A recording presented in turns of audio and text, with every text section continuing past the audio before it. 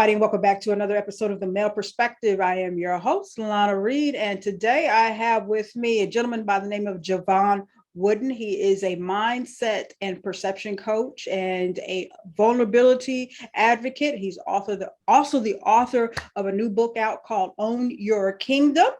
And I am so looking forward to talking to him, hearing a little bit more about his life and what he's got going on. But first and foremost, like I like to tell everybody, my parents raised me correctly. So I want to say thank you for making time for me and welcome to the show. Well, thank you so much, Lana, for sharing your platform with me. Thank you for having me on as a guest. I am super excited to have this conversation. Oh, thank you. Now, as I mentioned in the opening, you are a mindset and perception coach. And a lot of times when we run into these coaching people, some of them have not walked the walk or lived the life. But your early journey is really a true example of a mindset shift. So if I could trouble you to kind of share what happened to you young in life and you had a major shift to start you on this journey. For sure. And thank you for pointing that out, because I think it's very important for people to understand that when you connect with a mindset coach or any type of coach, you want someone who has the intuition, who maybe has experienced something that gives them that insight. You know, they may not have gone through exactly what you've gone through, but if they understand trouble and adversity and everything like that, now they have empathy, right, instead of sympathy. And that's a very important distinction. So what brought me on this journey to becoming a mindset and perception coach was when I was 17, right? I was pretty much in trouble, right? I got locked up. I was facing 7 years in prison. And, you know, I seen my mom and my sister when they came to visit me. That was my first visitation, seeing the pain on their faces. I had never seen this. And you know, we're from an impoverished background, you know, a lot of trials and tribulations, but I've never seen that pain on their face until I caused it. Right. So that was my first shift where I really started to understand that, you know, at that point, I didn't even care about myself. I didn't have that self-love to have that insight, like I'm doing something wrong or I should care what's happening to me. I didn't until I seen them. So I went back up to my cell that same night and I prayed to God. I asked him to get me out of this situation so I could be the servant that he wanted me to be when he put me on this earth in the first place. And by the grace of God, he got me out. He said, I'm going to give you a second chance, but you need to do something with it. Right. And of course, I'm 17 years old at this time. So I was like, all right, I'm going to be on the straight path, try to graduate from high school, go to college, and do all those other things. So I go to college, couldn't afford it. So I had to drop out, right? Drop out. 2003 was when I went to college first. I didn't get my bachelor's degree until 2014. And that's also part of my story, that resilience, right? The mental fortitude to say, hey, I started this and I want to finish it. And, you know, as everyone knows, we hear a lot of talk about how the degrees have lost their luster. You know, you don't need to get in debt and all this other stuff, so on and so forth. But for me, it was very important because it was a personal thing.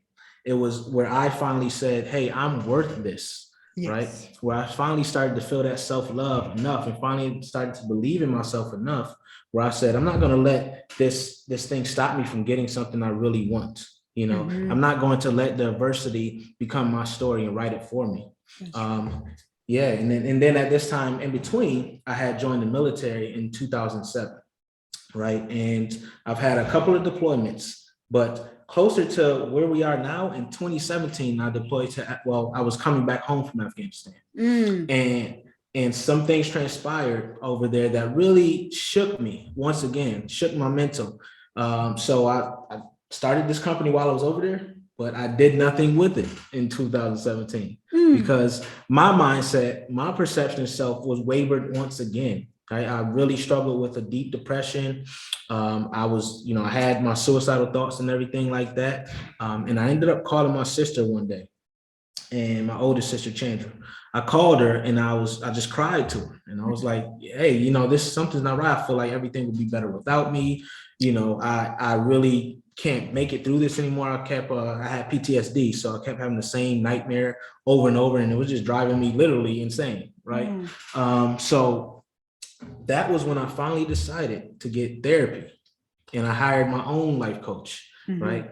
And that was really my turning point that's brought me to where you see me today, where I am in the mind to pour into others, to give that energy and to say, hey, I know it's going to be okay, because some of these things, you know, along the way I went through, and I'm here in front of you today, right? For a reason.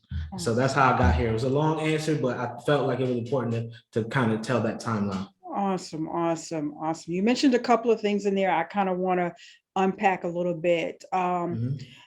Now, clearly you're a man, and there's some stereotypes that come along with being a man. And you mentioned that you did seek therapy, which is highly unusual. So I'm curious, and you also mentioned that you called your sister. So I'm curious, Right. as the loved ones that surround you, wonderful beings called men, how is it that we can lend you support and maybe encourage you guys to seek therapy and stuff like that? I mean, how do we start to open this door? Because, you know, you guys can't carry all that weight on your own. For sure. I mean, one of the most important things that the person that needs a therapy or should receive the therapy has to realize is vulnerability is not weakness, right? In order for me to get to that point, I had to get to the deepest, darkest depths of the abyss of that is depression and PTSD. And what I would say to the listeners is allow people to support you, right? Realize that your loved ones who truly love you are not going to be the ones to harm you, right? They're there to listen. And if you're on the other side of that and someone comes to you and starts expressing these types of feelings, one, watch out for signs. You know, if they start, you know, detaching themselves, if they start saying language that really aligns with as if they're going to commit suicide or do something that they shouldn't do, right? Be willing to say, hey, I can be a listening ear, right? And sometimes that's really all it takes. Someone shows that they care enough to check on you. Someone shows that they care enough to be there just for a shoulder, right? That's the most important thing you can do. But what it ultimately boils down to is you have to be willing to get that help if you're going through these types of things, right? And that's the key. Awesome, awesome. So let me shift back to mindset. And one of the things that I truly am a firm believer in is that every season in our life is supposed to be a lesson for us. For sure. And listening to you talk, there's a couple of different seasons that you've went through. And I want to ask you, what do you feel the lessons that you have learned as it pertains to your mindset, how you've evolved? And the first one you mentioned early in life, coming from the hood or coming from urban areas or whatever. What valuable lessons have you learned as it pertains to your mindset and perception from that stage of your life? Oh yeah, that's a lot of the lessons I learned came from that time period, for sure. So some of the valuable lessons I've learned from just going back, if I look back at the child version of myself, would be that believing in yourself is the most important thing you can do. You know, like no matter what's going on around you, you have to understand you still have the power to change your circumstances, right? You are not a product of your environment. You're a product of your effort, right? So if you continue to push and you continue to work hard and be undeterred and unwavering in your purpose, things will start to change. It's really about how you perceive everything. If you perceive yourself as powerful, then you will be powerful. But if you perceive yourself as someone who was destined to be nothing, then that's you're going to start having these confirmation bias, right? If I perceive myself one way, I'll start seeing things to confirm that. If I perceive myself the other way, then I'll also get confirmation on that. So you have to really be positive, right, about the way you perceive yourself, and be intentional about the lessons you take from things. Yes. Right. Instead of looking at a loss as just an L, right? Instead of looking at it as a bad thing, look at it as a lesson learned. And I'll do a sports analogy here, right? Like LeBron, you know, his teams, he puts all this work in before we even see him, stuff we don't see, but they go through a whole season, right? And he may make it all the way to the championship and lose. But do you think that he didn't learn valuable lessons along that? True. Right? He comes back and he works even harder in the offseason. He goes ahead and they fix the team. They see what gaps they had. And then he comes back and wins the championship, right? That's how it goes, right? So we have to look at all the parts of the journey as positive, right? Mm-hmm. When I look back at me, myself, right? If I didn't go through all of that stuff, I wouldn't be me right now, True. right? True. I would not be me right now, and I wouldn't be here talking to you right now because I didn't have that insight. But those lessons learned are very important. So that's a couple of things I would say that lessons learned from that time. Good stuff. Good stuff. A lot of people end up sitting in the dark times and want to, why me? Why me? But they don't want to. They don't want to embrace it and learn from it and grow from it and take take the lesson. So the next season of your life that I want to ask you, what you learned as far as your mindset is your time in the military. What did you take away from that? Again, a lot. I think my time in the military really opened my eyes up to the benefit of having people around you from different backgrounds and different cultures and different walks of life, right? You end up learning so much more, and your progress, it happens exponentially, right? Than if you were to try to do it yourself. When you surround your people who elevate your thinking and force you to think and cause paradigm shifts, has you thinking in different perspectives. So even if you're not in like a military or a social group, I implore people to go ahead and go into places they normally wouldn't go, right? Speak to people they normally wouldn't have in their social groups, because that's really going to be how you start elevating yourself. Because if you have people like everyone's just thinking the same thing, you have groupthink, right? You're all having the same ideas. So you got to go ahead and go outside your box, outside your sphere of influence to really find out who you're supposed to be, what you're supposed to learn, and pick up all those things so you can implement. Awesome. Awesome.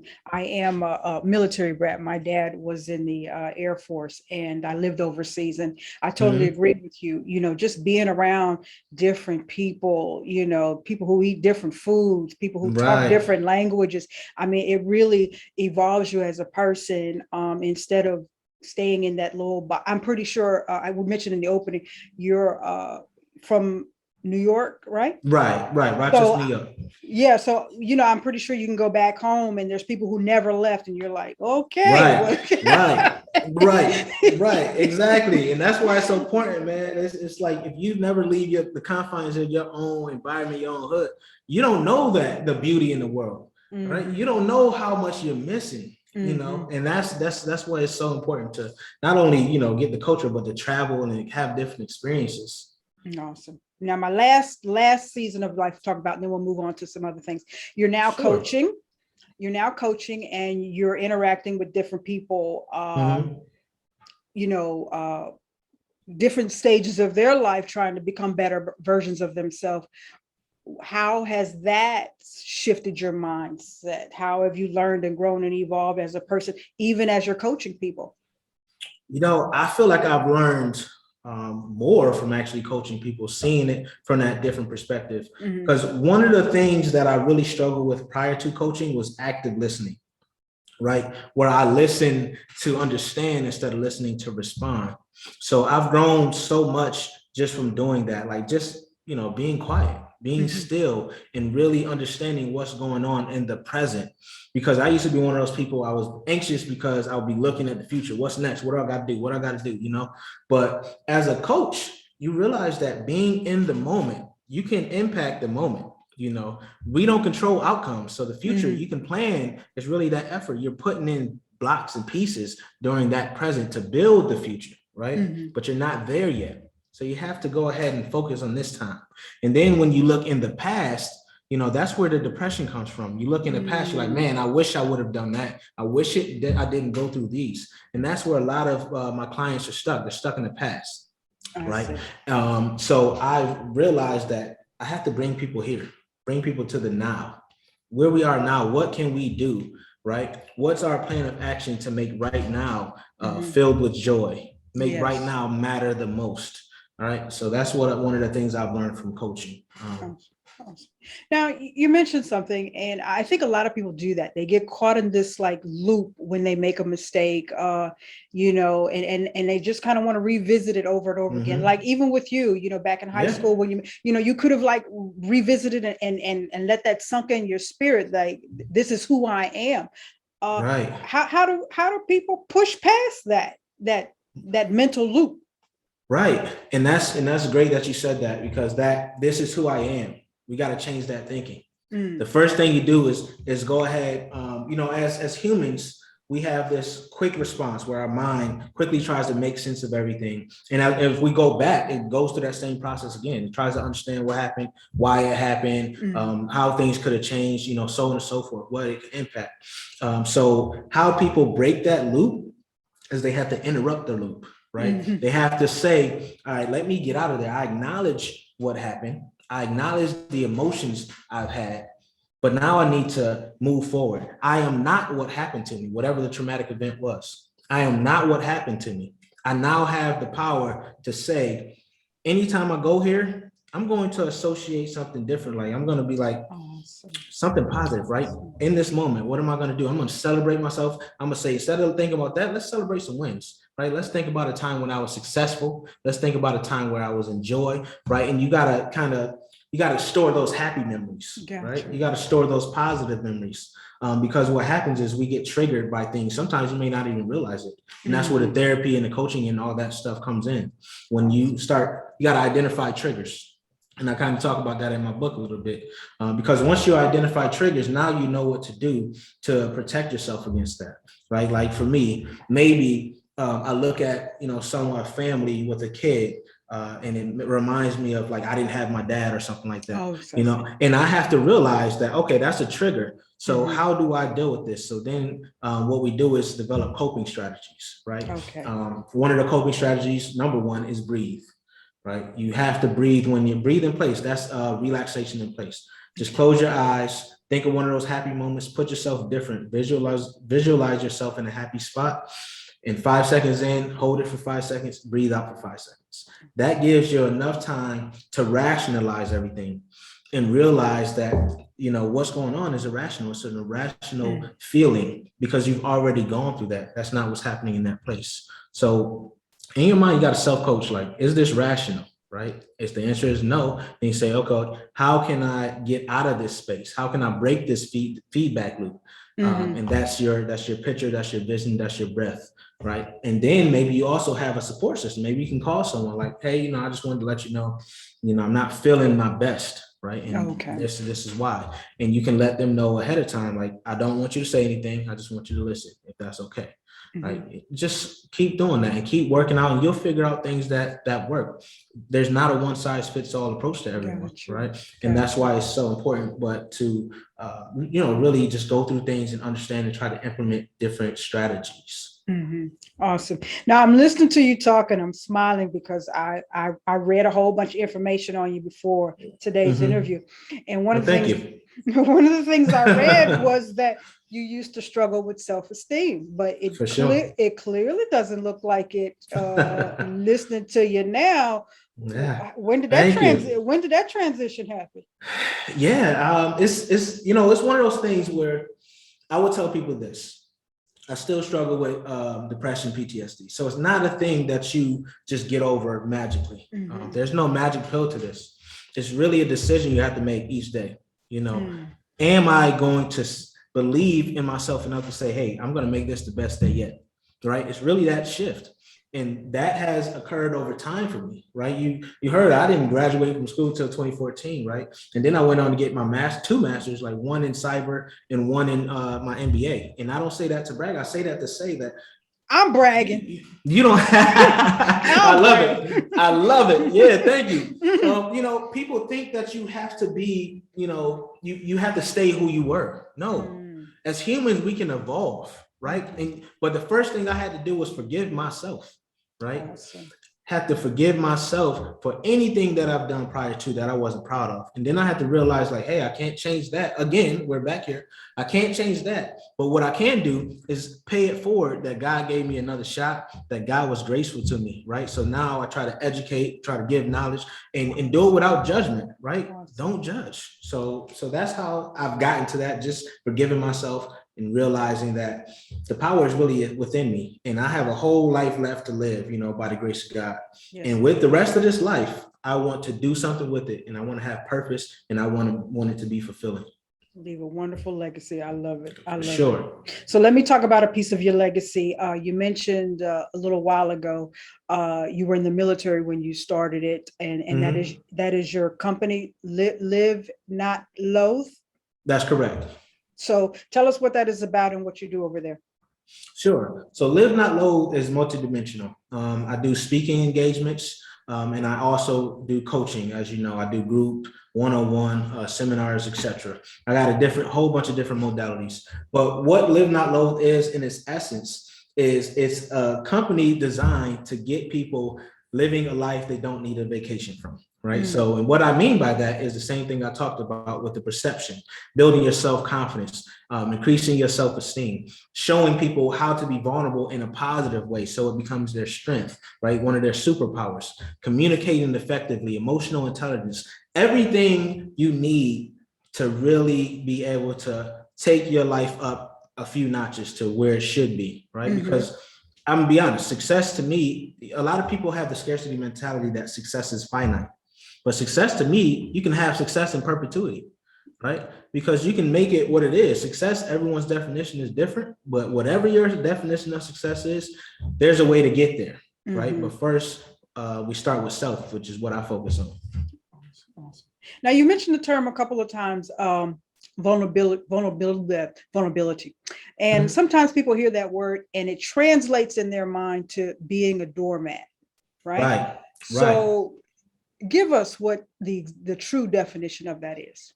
Sure. So one thing is vulnerability is not being naive, Mhm. right? And it's not being, making decisions that you know are not beneficial to you.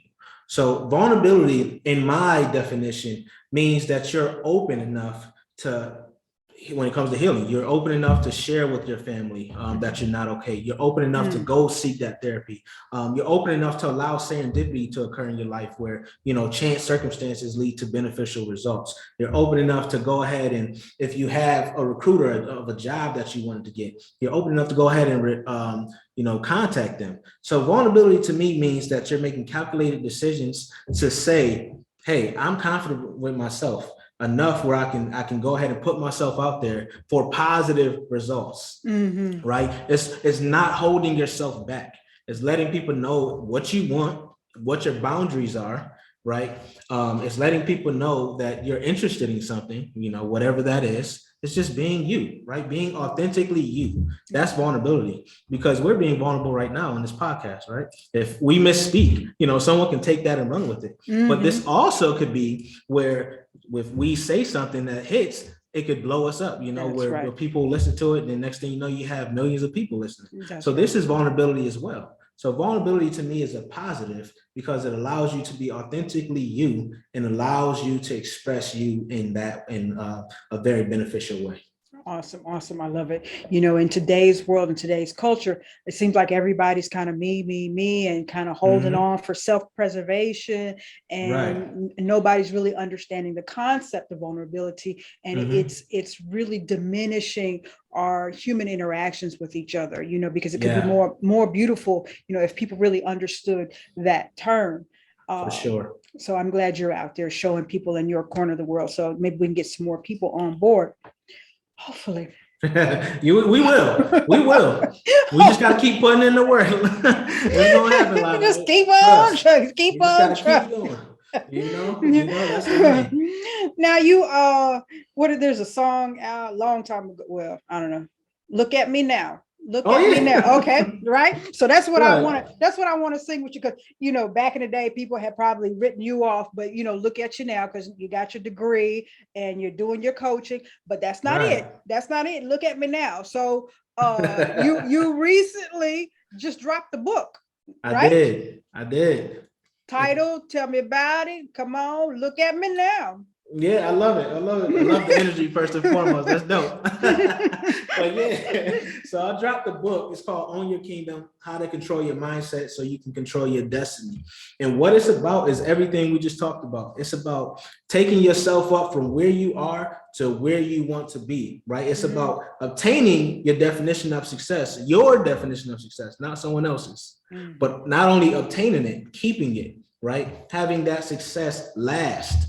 And that's the key, right? I talk about vulnerability in that book. I talk about forgiving yourself. And I also have a workbook tied to it that people can download. And when they download it, it just gives them a bunch of exercises that I'll call out in the book for them to work. Because a lot of times with books, people read it, but they don't exercise it, right? They say, oh, that was a good book, and throw it away, right? But if you don't implement and actually do the work, it's not going to do anything for you. So I wanted it to be something that's interactive, engaging, where they'll hit me up in the email and be like, hey, this exercise really did something. And if any of your listeners go ahead and copy it, that's what I want you to do. Contact me and let me know what helped or what you would like to see, because I have more books coming. Oh, I love it. I love it. I love it. You mentioned make success last. And I had to chuckle because, sometimes when I go in environments where people have not grown past that little box that they're in, you hear like the guy who's 60 years old and he's still living off of the success he had back in high school, and he scored that touchdown back in high school. And that's it, nothing else has happened. So it's important to kind of keep on striving and build on success and build on success and build on success. And people kind of get stuck and they don't do that. So that's wonderful. Now on your website, you've got some freebies. Everybody likes free. So everyone likes free. What's on the website that they can get?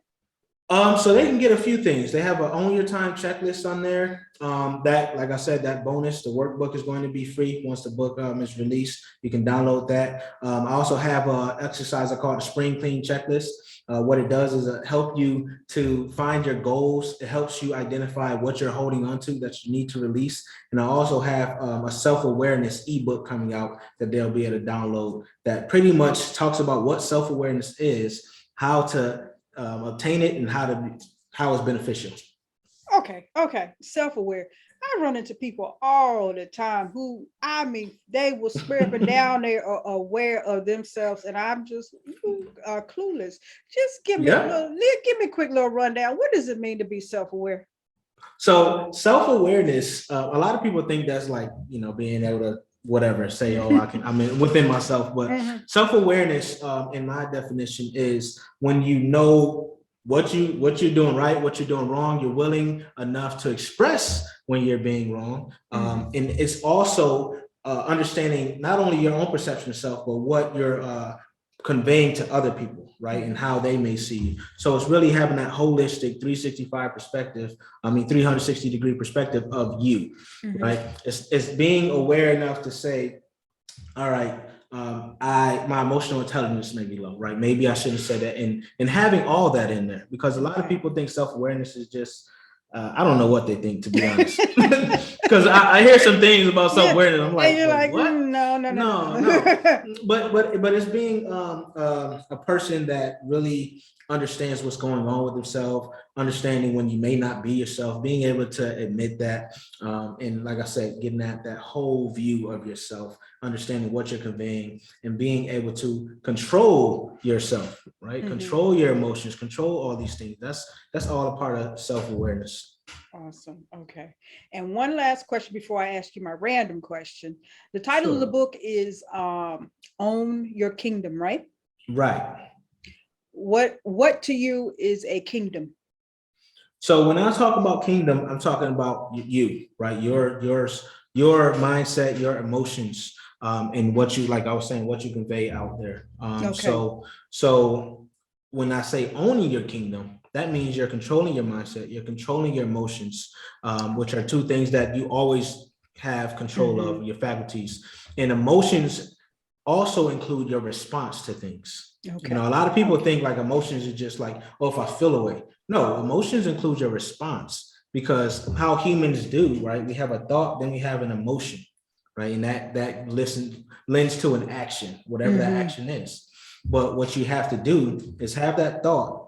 And then if you have that emotion, control yourself, understand that emotion first before you take the action. And a lot of us miss that piece. And then we end up doing things that we regret. So owning that kingdom is putting that thought in there first, right? Awesome. Putting that break in there so you can really act intelligently and understand like, hey, I can't have this conversation now, whatever it is, right? Because a lot of people just go. Now we're in trouble. So that's owning your kingdom in a nutshell. Awesome. Okay, I lied. I got one more question. Okay.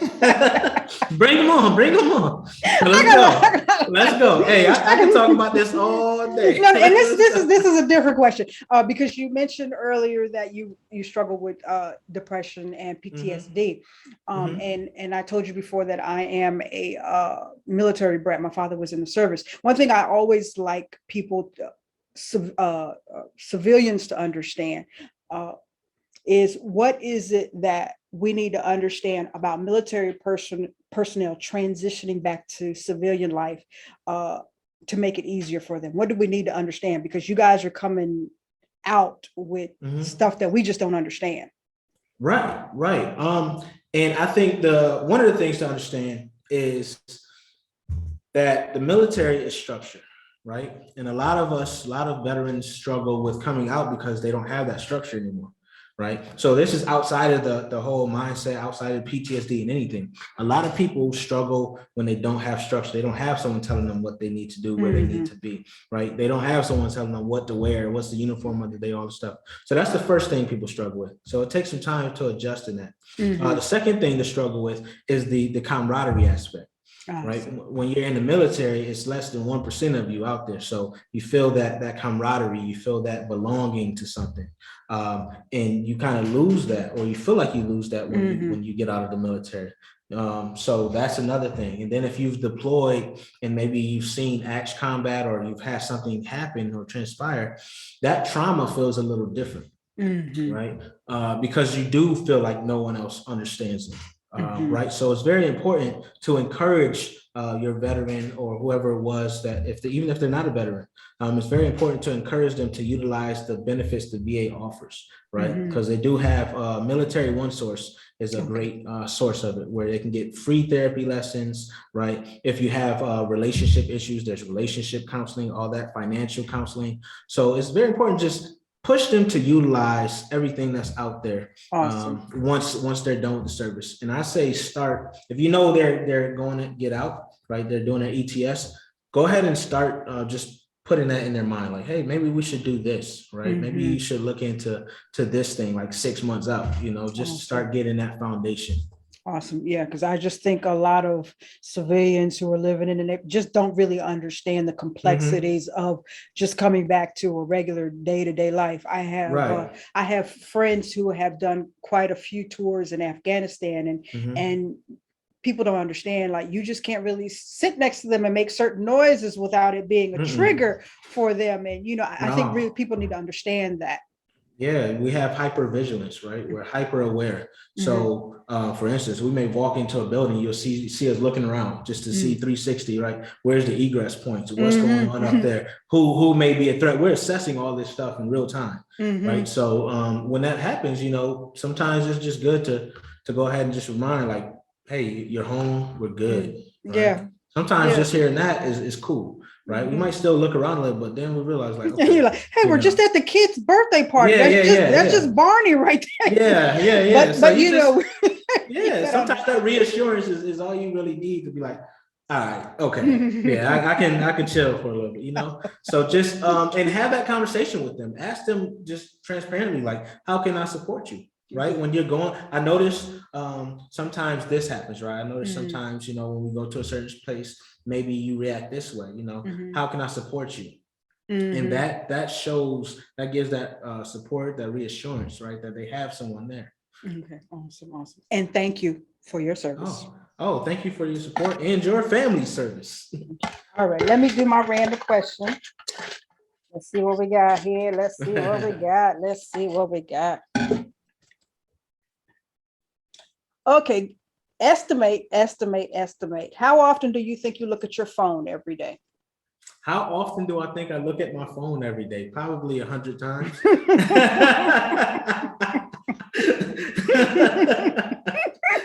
100 times. It's an extension of the body now at this point, right?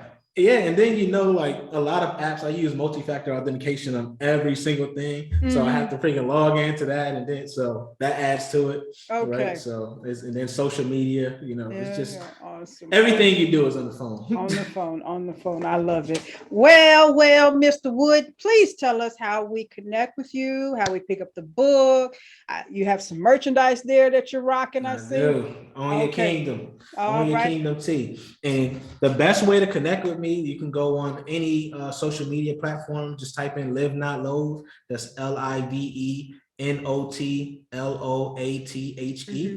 So that's IG, Twitter, Facebook, Instagram, YouTube. You can just go on there. And then also you can go to livenotloathe.com. If you hit store, you can purchase the merchandise, you can purchase the book. Also, there's a book conference coming up. So go ahead and sign up to be on my email list so you can keep track of all these things. Awesome. I love it. I love it. I'm so, I love the story. I love all you've accomplished. Just amazing. Just keep on doing it. I appreciate it. I appreciate you so much. Appreciate it. Yeah, this was fun. This was an honor. I appreciate this and everything you're doing, especially, this podcast. This is dope. I appreciate your time. Like I tell everybody, I'm like a broken record at this particular point, but I'll keep on saying it. Time is a gift. Once you give it, you cannot get it back. So I truly appreciate you making time to be with little old me today. So you big, you big. You ain't nothing little. You just doing little old me. Well, all righty, dear. I wish you nothing but continued success. And I'm gonna wrap this up before we end up talking for the next 3-4 hours. For sure. I got Southern upbringing, so we can sit on the porch with some sweet tea. Just be talking. I love it. Well, that is all for this week's episode of The Male Perspective. I am your host, Lana Reid, and I will see everybody next time.